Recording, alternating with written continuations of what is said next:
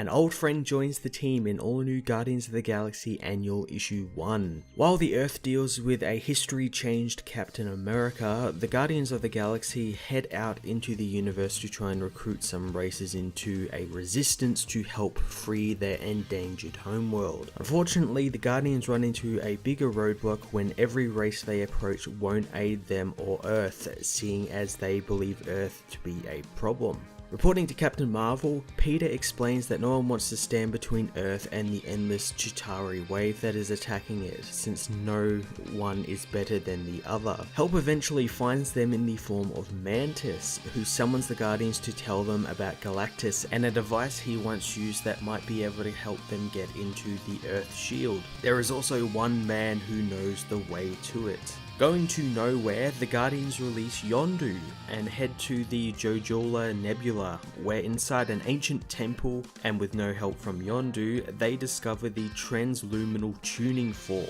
Going to the fork's location, they discover some of Galactus's acolytes building a monument to him. Finding the location of the tuning fork also causes Yondu to betray them, revealing that Kraglin and the Ravagers have been tailing them the whole time. The betrayal is short-lived, however, as the Acolytes attack the ship, forcing Peter, Yondu and his men inside the temple to fight against the Acolytes. Gamora arrives having found the tuning fork after being ejected from the ship by Yondu during his betrayal. Holding the group hostage, the Guardians make an escape with the fork and a recaptured Yondu.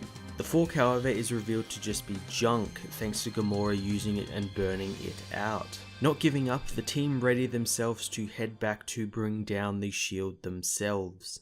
All New Guardians of the Galaxy Annual Issue 1 was a really cool look at the Guardians' new attempts at getting the shield around Earth shut down. What was interesting is that while myself and others knew that when this book was being announced back as a #1, we knew that they were going to make the characters kinda like the movie versions. It wasn't actually until this annual that they decided to kind of fully embrace that by having most of the characters that appeared in either Guardians of the Galaxy 1 or Volume 2 in this book, but also places as well, such as like Mantis's ship and the Ravager fleet and stuff with them and Yondu and everything.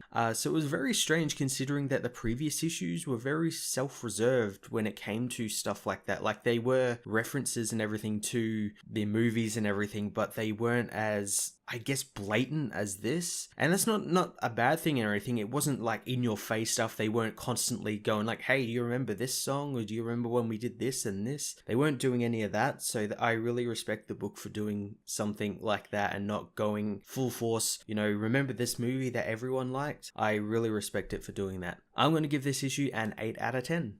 Well, I hope you enjoyed this review. I hope you'll check out my other reviews of comics out this week. You can also catch myself and Joel from Cape Joel in our weekly podcasts, Cape TV and the Comic Multiverse, over on his channel, the Weekly Pool Archive channel, and on SoundCloud. Links to them can be found in the description below. Also, you can follow me on Twitter and Facebook, and if you're feeling a touch generous, I have a cyber tip jar set up. Just follow the links below, and until next time, I am Matt of the Fortress of Solitude, and I will see you in another video.